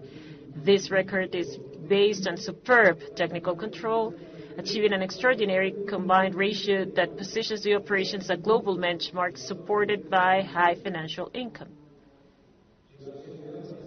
Brazil SEG, a company operated with our strategic partner Banco do Brasil, continues to prove one of the most successful and profitable assurance alliances in the continent. By 2026, macroeconomic expectations in Brazil are more favorable, with a gradual reduction in interest rate and a recovery in credit forecast. While there may be a slowdown in this reduction, therefore, Mapfre's strategy in the country will focus primarily on maintaining market leadership while ensuring technical rigor and profitability. We will continue to consolidate our clear multi-channel strategy, expanding the broker base and strengthening the bank's distribution mechanisms in order to improve the customer experience and the support of new technologies. In the rest of the region, underwriting rigor has allowed us to absorb extraordinary external impacts. In Mexico, commercial dynamics have been overwhelming, growing solidly above the market, supported by our extensive networks of agents and operational development. However, the accounting result in Mexico this year was directly reduced by an unforeseen change in the tax framework that eliminated the deductibility of the VAT tax on benefits,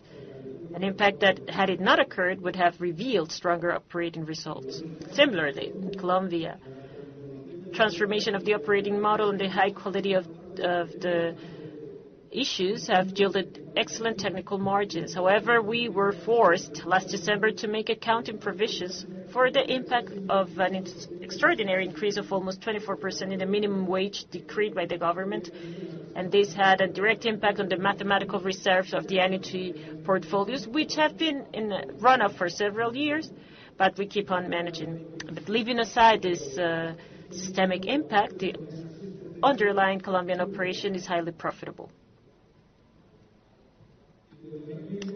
And we have also rewritten history in Peru, an operation characterized by its continued excellence. In 2025, it not only maintained admirable combined ratios, but also surpassed its premium record and posted the highest net profit since we began operating in the Andean country.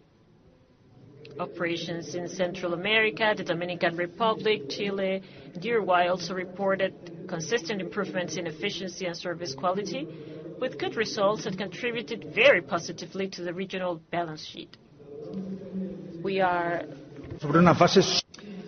We approach 26 in Latin America on an extremely solid basis with technical indicators at optimal levels.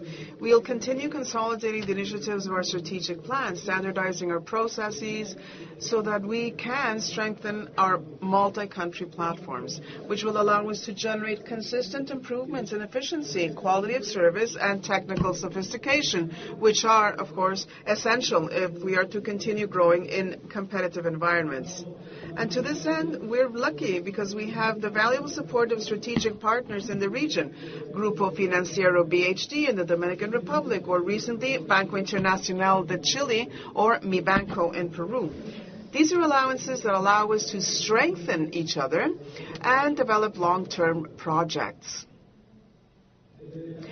I would also note the development in several Latin American countries of a business plan with a purpose of gaining more market in those segments of SMEs, basically, and which is being very successful thanks to our geographical presence, our distribution channels, and, very important, our own proprietary reinsurance capacity.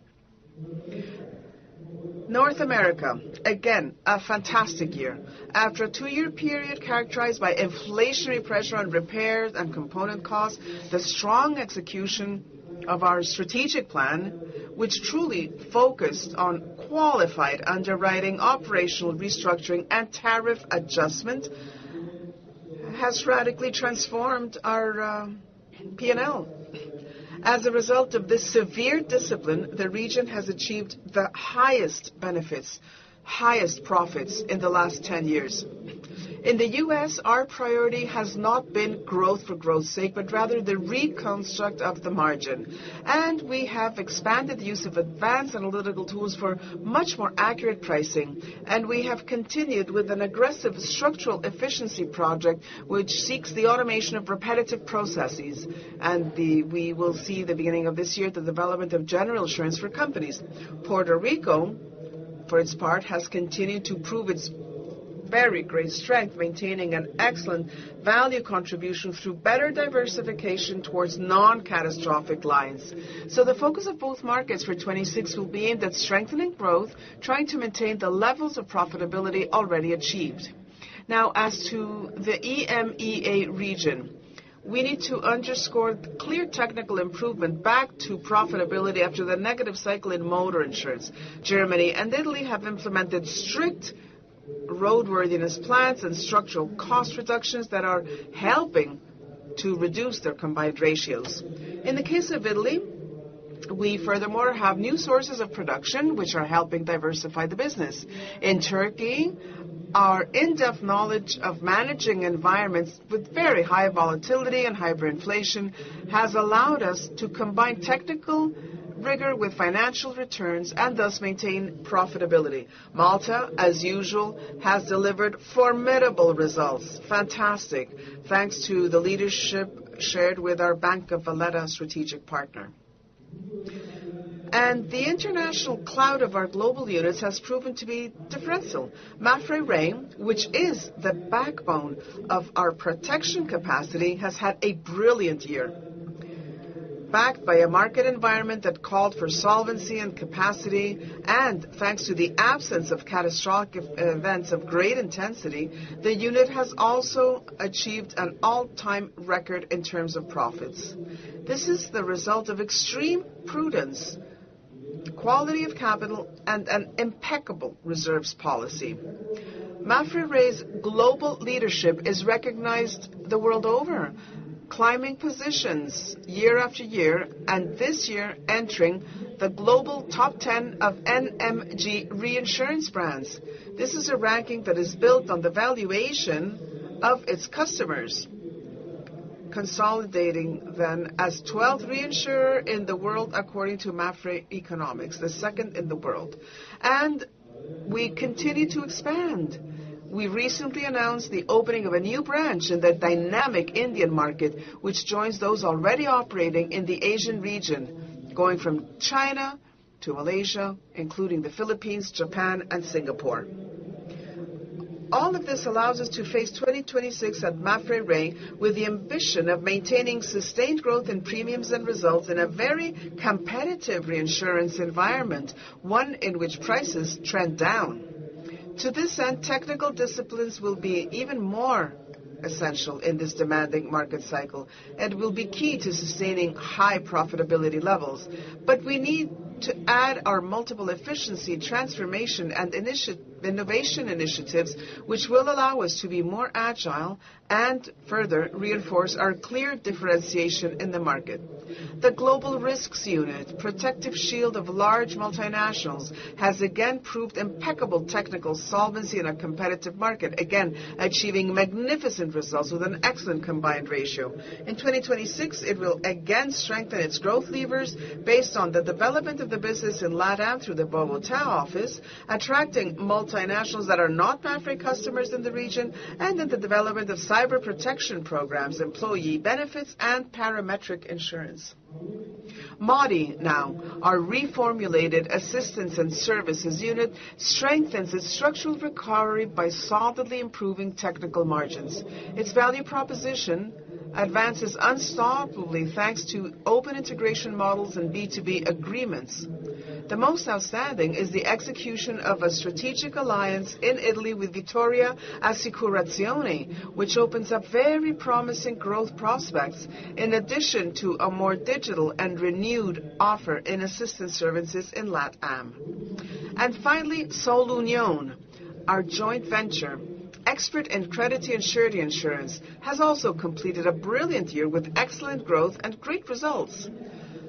I remind you, the company has a presence in 16 countries, and it is a multinational, and its strategy focuses on strengthening its leadership positions, increasing its offer, and consolidating its presence in the markets, also strongly boosting surety insurance.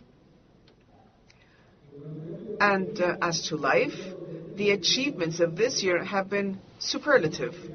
We have successfully deployed our Plan Impulso de Vida in LATAM, including Brazil, Colombia, Mexico, Peru, Uruguay, and Panama. And just recently, we've onboarded the Dominican Republic and Chile. All of this supported by the strengthening of our networks of specialized mediators. An example would be the success of Milla Club.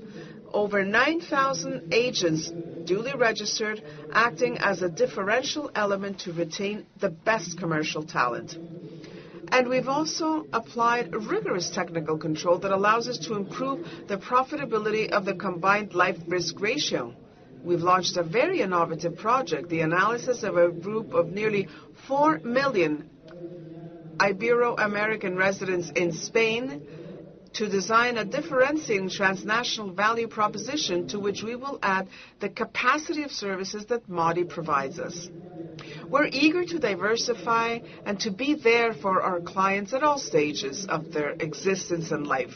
And the strategy of our life and asset and wealth management businesses is becoming increasingly important in our group's growth. In 2025, we've taken important steps along these lines.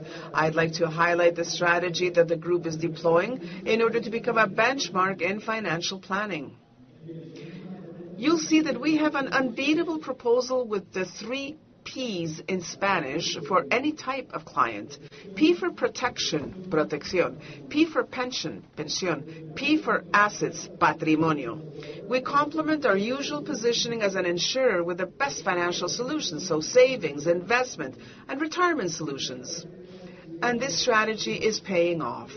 The volume of assets under management by the group is in excess of 48 billion euros, with a robust increase of 6%. Mapfre Gestión Patrimonial has been a bulwark of this success. We've increased turnover by more than 28% and currently operate through 13 specialized offices. So, ladies and gentlemen shareholders, the extraordinary financial results that I just shared would not be sustainable over time were it not for the intense structural transformation that is taking place in the operational bowels, if you will, of our organization. From the tech side, our Vice President talked about the access and success of our global reef platform. It's unstoppable. It's designed to unify and scale our core capabilities in Latin America and in strategic areas of Spain, laying the foundations for modern and multi-country portfolio management. And we've talked also about the importance of artificial intelligence. You've seen that this is not new to Mapfre. But I would say that in the market, in the activity, our humanistic vision of this technology, which has allowed us to publicly state our formal commitment to support all of our employees, and especially, this is important, our employees in our tech transition, so that everyone can have opportunities in this world in which human and artificial natural intelligence will coexist, so that the processes of professional retraining and support to perform new tasks be a reality for all. Because we believe that the best AI is the one that multiplies the value of people while making the company more productive, more efficient, and allows it to be closer to its people. We don't want less employees. We want better employees. As you will have seen, we have undertaken a significant process to review and update Mapfre's corporate governance system in strict line with the objectives set forth by this board and ratified by this GSM. As you well know, one of the fundamental lines of this process has been the active promotion of the involvement of our shareholders. To achieve this purpose, on this occasion, we've made a significant additional effort. We prepared all of the background information, all the documentation which was made available to you on the occasion of this meeting in order to achieve maximum clarity and transparency in the explanations provided to shareholders on the key aspects of our governance and remuneration. And thus, it is worth highlighting as a milestone that for the first time, we've prepared in free format the annual corporate governance report and the annual report on directors' remuneration. This initiative, we believe, allows us to take a step forward in our communication in line with best practices in this area, presenting our information in a way that significantly increases both clarity and accessibility. Ladies and gentlemen shareholders, we face the completion of our current strategic plan 2024-2026. This plan was incepted to gain flexibility, provide us with efficiency, and, above all, recover adequate profitability in a disciplined and sustainable manner. After exhaustively reviewing the financial and compliance indicators, the verdict stands. The degree of execution and success of this plan is outstanding. At constant exchange rates, we would also be meeting growth. And as you can see, we have exceeded the target range of our ROE, and we've compressed the combined ratio well beyond what we promised in our commitments. And you all know that we have fulfilled our public commitments in terms of sustainability. We heard our Vice President just a few minutes ago. But I would like to take advantage of the fact that we're together here at this GSM because I want to update, as always, the public commitments of our strategic plan for this last year of validity. As I said at the beginning of this speech, the upheavals that markets and the price of oil have been suffering in recent days make it very difficult to forecast what is going to happen in upcoming months. Yes, we have great confidence in our resilience in the face of extreme tensions, but the evolution of inflation, interest rates, and sufficient availability of energy and raw material supply will mark the economic pulse of the year, and this will depend on the length and intensity of the conflict in the Middle East. For this reason, we assume the commitments that I'm going to spell out, but with the necessary precautions that I've also just indicated. So first, we have decided to maintain our commitment to a growth level of about 6%, but we must nuance that in view of the persistent volatility of currencies, which is, of course, greatly affected by current geopolitics. We add the clarification of measuring them at constant exchange rates. This was not foreseen in the plan originally, because this will allow us to faithfully reflect the true commercial vigor and underlying development of our business, isolating the exogenous effects of the currencies involved. Secondly, and with regards our profitability, we aim for our ROE to be above 13.3% during the year. And in the same way, we adjusted and improved our combined ratio target range. We want to place it between 93 and 94%, structurally consolidating the excellent operational and technical efficiency of this last year. Both the ROE and the combined ratio will be conditioned by inflation. If substantially increased, we would be forced to dampen or moderate our forecasts. I also want to strongly underscore the fact that we keep the rest of the financial, strategic, and transformational objectives are in place. We also enhance the ambition in our sustainability commitments with tangible progress in both social impact and governance and climate transition. In short, today we reinforce our commitments based on the rigor and solidity of our strategic plan, which continues to guide us, but at the same time fully aware of the fact that we need to be responsible, accountable, and prudent, because we do want to move forward, but the world is one that is immersed in great uncertainty. The results outlined place us in an unbeatable position of institutional and financial strength. We are better prepared to face 2026 and other years. We were not unaware of the persistence of a volatile macro context. Mapfre's fundamentals, thus, are today more robust than ever before. On the basis of technical profitability, profitable growth will be the absolute priority to guide our decisions in this new fiscal year. We will aggressively boost market share in those lines where our technical margins are optimal and where our operational efficiency models are already operating at peak performance. We will continue to leverage the profound cultural transformation underway, supported by the unification of workspaces and our new digital environment, that great commercial momentum that our renewed and modern global brand image brings to us. We are fully confident that despite the geopolitical uncertainties that surround us, this third year will follow the path of the first 2 years of our plan. I think there's a technical glitch with my screen.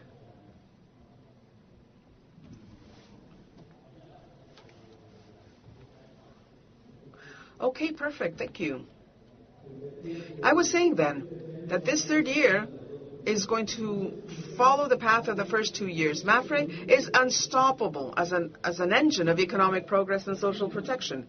The premium, income, and profit figures we have presented are the numerical language of millions of promises kept, families protected after a claim, companies saved from bankruptcy, and most of all, dreams insured around the world.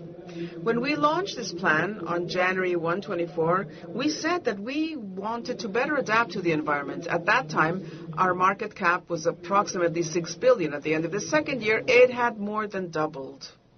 It is clear that everything has changed, and that this year, all companies have seen reductions since the beginning of the conflict in the Middle East, but we're resilient, and we can grow profitably in complex scenarios. We've seen that in the past, and we still can. We follow the evolution of different scenarios, and we make technical decisions to further protect our capacities and capabilities in the face of these external situations.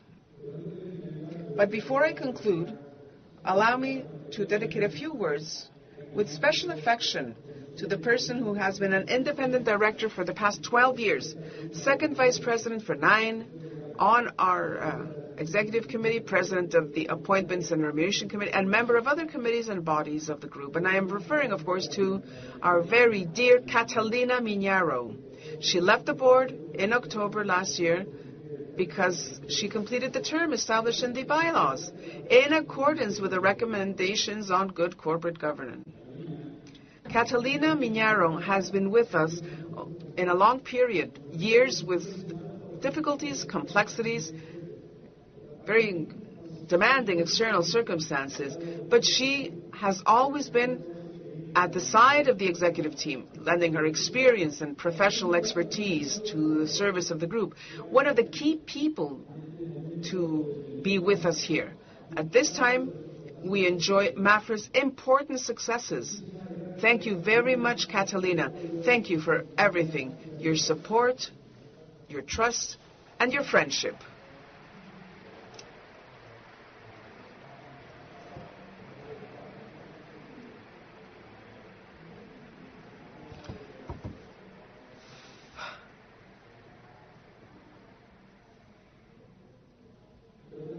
But as you are aware, Ana Isabel Fernandez was appointed by the board as second vice president and president of the Appointments and Remunerations Committee.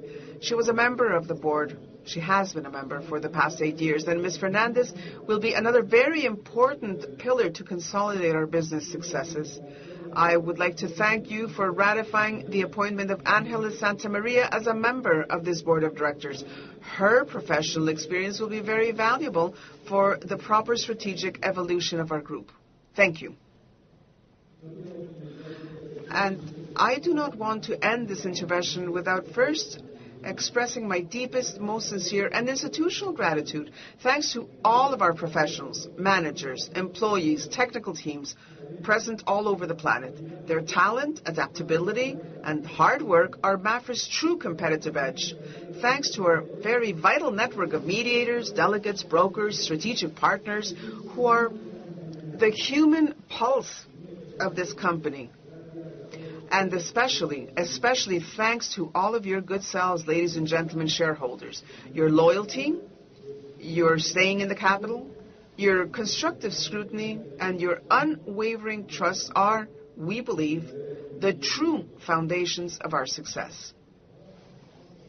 We will continue to face the future with the boldness of leaders, but based on the ethical responsibility and accountability that dictates our purpose. We're a global company, but with a local heart. We sell insurance and provide services, but what we really do is we take care of people. We are with people wherever people may go. What we want is to be their best ally. Thank you very much for your attention. Thank you very much for your ongoing support, and a very good afternoon to all.